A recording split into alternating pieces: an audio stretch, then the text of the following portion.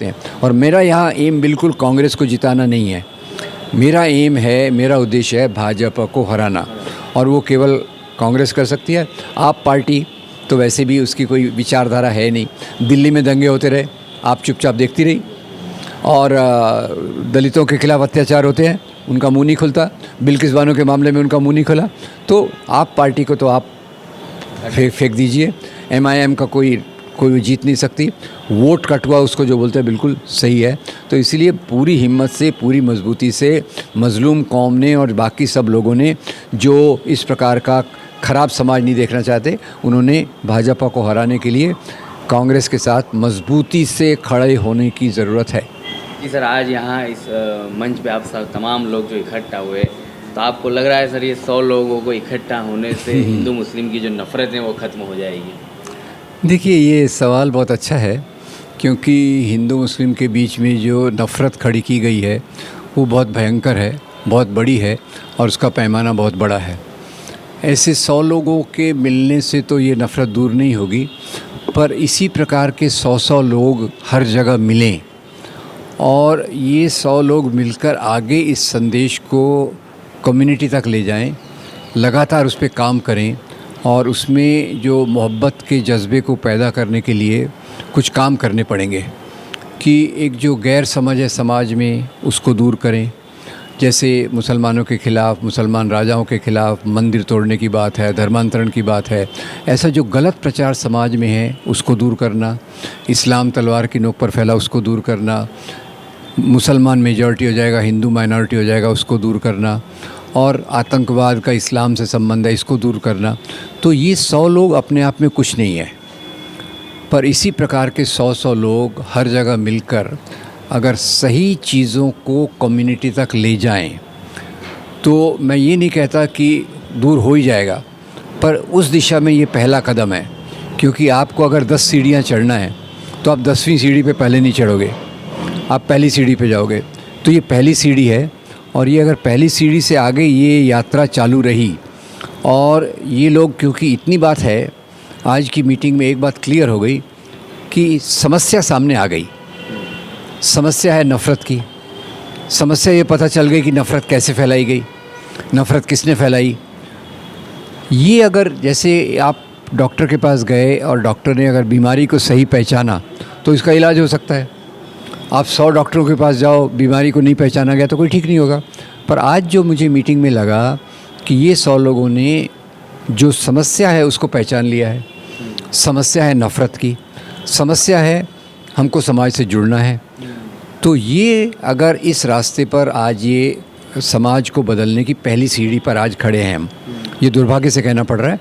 तो इसके बाद की जो दूसरी सीढ़ी है कम्युनिटी सेंटर्स खोलने की, कम्युनिटी सेंटर्स में कार्यक्रम करने की, नौजवानों को तैयार करने की, कार्यकर्ताओं को तैयार करने की तीसरी चौथी सीढ़ी अगर हम जाएं तो निश्चित रूप से समाज में नफ़रत दूर होगी, और हम फिर से उस रास्ते पर आएंगे जहां मौलाना अबुल कलाम आज़ाद, महात्मा गांधी, ये सब लोग मिलकर जिन्होंने देश को आज़ाद किया, भारतीय संविधान बना, फिर से उस रास्ते पर हम आ सकते हैं। सर, आपने आपकी इतनी उम्र में जो कुछ भी देखा है, क्या इस समय की जो नफ़रतें हैं कभी आपने देखी थी पहले?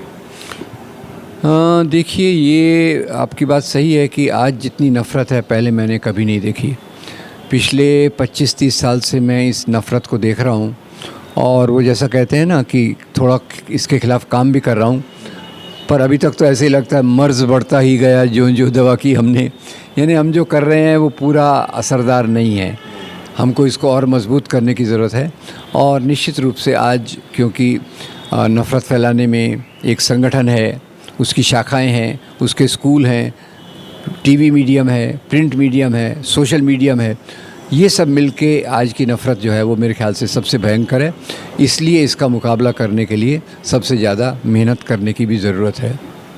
इसमें कांग्रेस की जो भी यात्रा चल रही है, कितनी सफल हो पाएंगे तमाम जो देश भर में से देखिए, कांग्रेस की जो यात्रा चल रही है, मेरे ख्याल से इसको कांग्रेस की यात्रा कह सकते हैं, पर देश के लोग किसी चीज़ का इंतज़ार कर रहे थे कि कोई ऐसी चीज़ हो जिससे हमारी समाज में जुड़ाव आए, और वो कांग्रेस ने सही समय पर राहुल गांधी के नेतृत्व में वो बात की है क्योंकि कोई भी चीज़ आप गलत समय पे करो तो सफल नहीं होती। पर अभी कांग्रेस से ज़्यादा जनता में ये भावना थी कि समाज की हालत बहुत ख़राब है, समाज को जोड़ने की ज़रूरत है।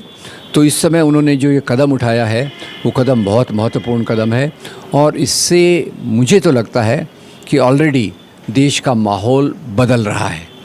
पहले जैसे एकदम निराशा लग रही थी, लग रहे थे हम तो गड्ढे में गिरते जा रहे हैं, अभी लग रहा है कि पीछे एक रास्ता है, लोगों में इंसानियत है, और ये यात्रा लोगों में इंसानियत जो है उस जज्बे को सामने ला रही है।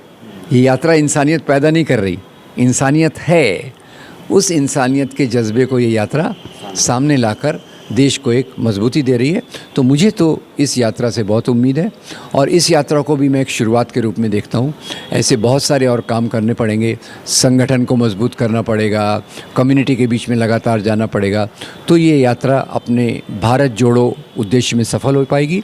और इसी के साथ नफ़रत छोड़ो, भारत जोड़ो, संविधान बचाओ, ये सब चीज़ें उसके साथ होंगी, ऐसा मेरा विश्वास है।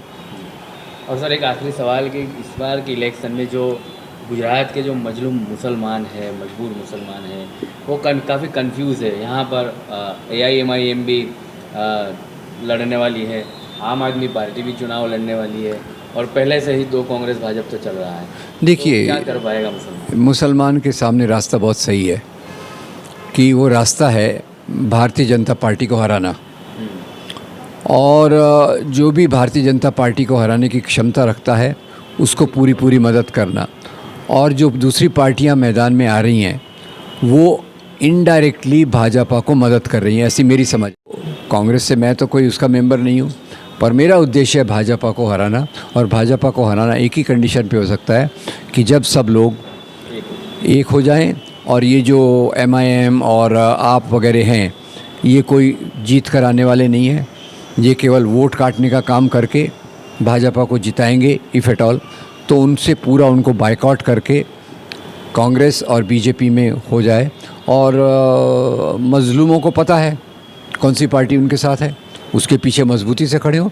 अभी अगर वो लोग मज़लूम कांग्रेस के साथ मजबूती से खड़े हो गए तो भाजपा को हरा सकते हैं। और मेरा यहाँ एम बिल्कुल कांग्रेस को जिताना नहीं है, मेरा एम है, मेरा उद्देश्य है भाजपा को हराना, और वो केवल कांग्रेस कर सकती है। आप पार्टी तो वैसे भी उसकी कोई विचारधारा है नहीं, दिल्ली में दंगे होते रहे, आप चुपचाप देखती रही, और दलितों के खिलाफ अत्याचार होते हैं, उनका मुंह नहीं खुलता, बिल्किस बानो के मामले में उनका मुंह नहीं खुला। तो आप पार्टी को तो आप फेंक दीजिए, MIM का कोई जीत नहीं सकती। वोट कटुआ उसको जो बोलते हैं बिल्कुल सही है। तो इसीलिए पूरी हिम्मत से, पूरी मजबूती से मज़लूम कौम ने और बाकी सब लोगों ने जो इस प्रकार का ख़राब समाज नहीं देखना चाहते, उन्होंने भाजपा को हराने के लिए कांग्रेस के साथ मजबूती से खड़े होने की ज़रूरत है। Thank you sir. जी।